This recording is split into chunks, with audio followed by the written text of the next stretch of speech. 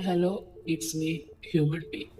Guys, നമ്മൾ ഇന്ന് പറയാൻ പോകുന്നത് സ്വാതന്ത്ര്യത്തിന് മുൻപ് തന്നെ സ്ത്രീകളുടെ അവകാശത്തിന് വേണ്ടി ശബ്ദമുയർത്തിയ ഒരു ധീര വനിതയെ പറ്റിയാണ്.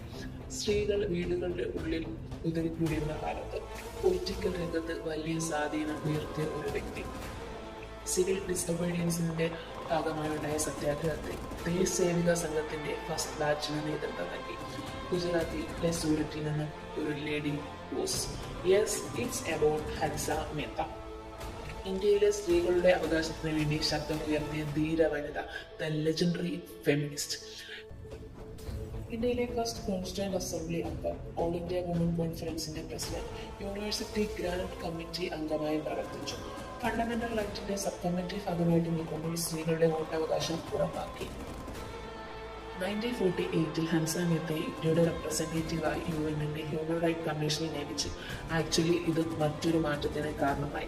ഹ്യൂമൻ റൈറ്റിന്റെ സാർവദേശീയ പ്രഖ്യാപനത്തിൽ men's are born free and equal എന്ന sentence all human beings are born free and equal എന്ന് മാറ്റാൻ നിർദ്ദേശിച്ചു.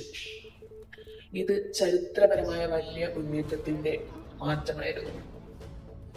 യുഎന്നും ഈ ലോകവും സ്ത്രീകളെ തുല്യ പൗരന്മാരായി അംഗീകരിക്കണം എന്ന് ആവശ്യപ്പെട്ടു. അതായത് ലോകത്തിന്റെ നെറുകയിൽ തന്നെ ഒരു മാറ്റം ഉണ്ടാക്കാൻ നമ്മുടെ ഇന്ത്യക്കാരിയായ ഹൻസ മേത്തയ്ക്ക് സാധിച്ചു. The legendary feminist in India.